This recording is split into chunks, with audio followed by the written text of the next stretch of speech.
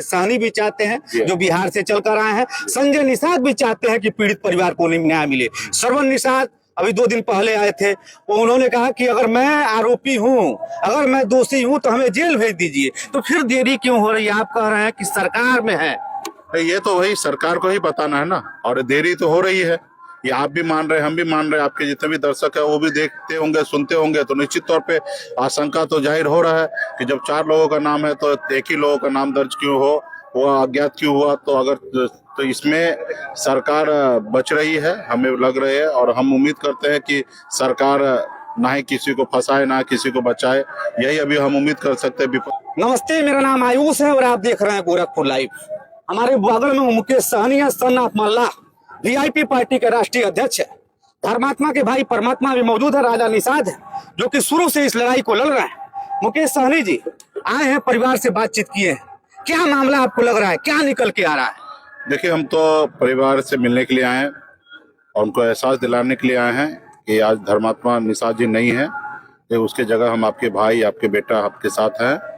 और हमें बहुत दुख है कि हमारे बीच में युवा साथी हम लोग को छोड़ के चले गए हैं, और भगवान से यही प्रार्थना होगा कि उनको आत्मा को शांति दे। और जिस हिसाब से जो घटना हुआ है, जिस कारण से उन्होंने अपने आत्मा को खत्म किए हैं, तो उससे और उंगली जो उठ रही है तो निश्चित तौर पे सरकार की ओर उठ रही है। आप सरकार की बात कर रहे हैं और मैं खुल के बोल रहा हूँ कि संजय निषाद, श्रवण निषाद, प्रवीण निषाद पर उठ रहे हैं। सरकार के वही अंग हैं। मुकेश सहनी जी आप शायद बच रहे हैं। नहीं, बचने वाली बात नहीं है, सरकार तो वही है ना। डॉक्टर संजय निषाद जी भी तो सरकारें हैं, और सरकार हम ब्रॉड सोचे ना, उसमें योगी जी भी आ रहे हैं, क्योंकि सरकार के लोग अगर हैं उनके ऊपर नाम आ रहा है तो निश्चित तौर पे सरकार को कटघरे में लाने की आवश्यकता है। और इसमें तो हम संजय निषाद जी को क्या, हम सरकार को देखना है, योगी जी को देखना है कि हम न्याय दे या ना दे। तो हम योगी जी से ही आग्रह करते हैं कि भाई आप देख रहे हैं 4 लोगों का नाम है, उसमें से उसी नाम में से एक आदमी के नाम पे आप केस दर्ज करते हैं, 3 लोगों का नाम नहीं लिखते हैं, अगर और अज्ञात कर देते हैं, तो इससे अच्छा 4 लोगों का अज्ञात कर देना चाहिए। आपको नहीं लगता कि ये मामला दबाव का हो गया? एक व्यक्ति को निश्चित तौर पे दबाव हो रही है, और कहीं ना कहीं अपने लोगों को बचाने वाली राजनीति हो रही है। और मैं यही आग्रह उम्मीद कर सकता हूँ कि योगी जी, आपसे हमें ये उम्मीद नहीं है, आप पीड़ित परिवार को न्याय दिलाइए, अच्छे जांच कराइए, जो दोषी है उसको निश्चित तौर पर सजा मिलना चाहिए। हम ये नहीं कह रहे कि आप जिसको तिसको सजा दीजिए, जो निर्दोष है उसको सजा नहीं मिलना चाहिए, लेकिन जो दोषी है उसको सजा मिलना चाहिए, ताकि समाज में सीख मिले, कोई किसी के साथ इस तरीके से ना करे।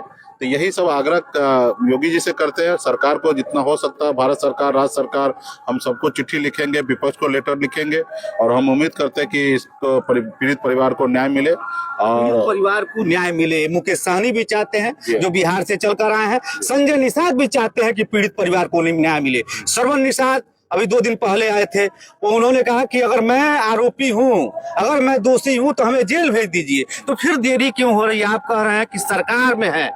ये तो वही सरकार को ही बताना है ना, और देरी तो हो रही है। ये आप भी मान रहे हैं, हम भी मान रहे हैं, आपके जितने भी दर्शक है वो भी देखते होंगे, सुनते होंगे, तो निश्चित तौर पे आशंका तो जाहिर हो रहा है कि जब 4 लोगों का नाम है तो एक ही लोगों का नाम दर्ज क्यों हो, वो अज्ञात क्यों हुआ। तो इसमें सरकार बच रही है, हमें लग रही है, और हम उम्मीद करते हैं कि सरकार ना ही किसी को फंसाए ना किसी को बचाए, यही अभी हम उम्मीद कर सकते हैं। विपक्ष के धरने पर बैठने की बात की है संजय निषाद के साथ। हाँ, उन्होंने कहा कि सीबीआई जांच के लिए लिखना चाहिए। तो और निश्चित तौर पे अगर ऐसी बात अगर डॉक्टर साहब कर रहे हैं तो बहुत अच्छा बात है कि डॉक्टर साहब पहल कर रहे हैं अपने समाज के बेटा को न्याय दिलाने के लिए।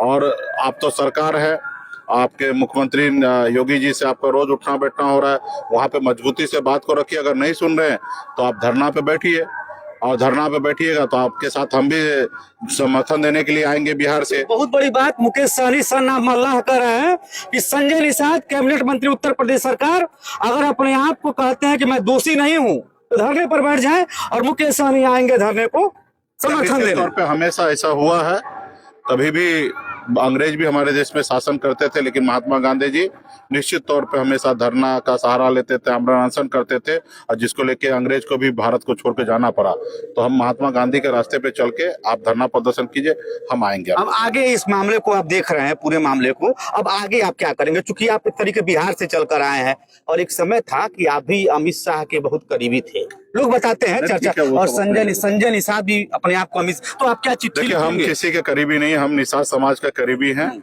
और उनके लिए लड़ाई लड़ रहे हैं। ठीक है, पर्सनल संबंध, उन लोगों को गुलाम बनाना है, हमको गुलाम नहीं बनना है। जिनको गुलामी पसंद है वो उनके साथ अमित शाह जी के साथ रहे, हमें कोई शौक नहीं है अमित शाह जी के साथ रहना। हाँ, निषाद का आरक्षण मिल जाए तो निश्चित तौर पर मैं उनको धन्यवाद दूंगा, वरना हम अपने समाज के अधिकार के लिए लड़ाई लड़ते रहेंगे। हम लड़ाई लड़कर बिहार तक लड़ाई लड़कर मंत्री बनकर उत्तर प्रदेश में भी आए। अगर मेरा कुर्सी भी गया तो ये आरक्षण के नाम पे ही गया। हमारे विधायक भी वो इसी वजह से लिए जब वो उत्तर प्रदेश में 50 जगह के लड़े, और अभी बिहार में चुनाव के बाद 2022 में पुनः फिर मजबूती से उत्तर प्रदेश में हम लोग काम करेंगे। तो आप चिट्ठी लिखेंगे? आप जरूर जरूर चिट्ठी लिखिए। चिट्ठी लिखेंगे। ये मुकेश सहनी थे, इनका साफ कहना है कि हम जो है योगी सरकार से लेके केंद्र के मोदी सरकार तक चिट्ठी लिखेंगे अगर धर्मात्मा को न्याय नहीं मिलता है तो।